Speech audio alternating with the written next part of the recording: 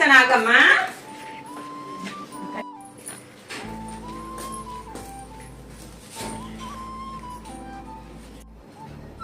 అమ్మా నాకు ఆకలిస్తుంది, ఒక దోశ ఏవా?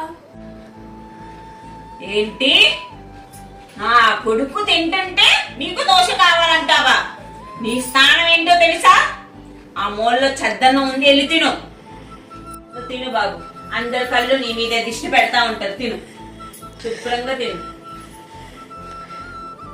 అమ్మా అది కాదమ్మా, చాలా ఆకలి వేస్తుంది. నోరు పోయి, అది కూడా అన్నమే కదా, నీ కడుపు నిండుతుంది కదా. పెట్టింది తిని పడుండు ఇంట్లో. నీకు స్థానం వంటగదిలో ఒక మూలకు ఉండడమే, అర్థమైందా? నువ్వు తిను బాబు. ఇంకొక దోశ కావాలా నాన్న? సరే అమ్మా.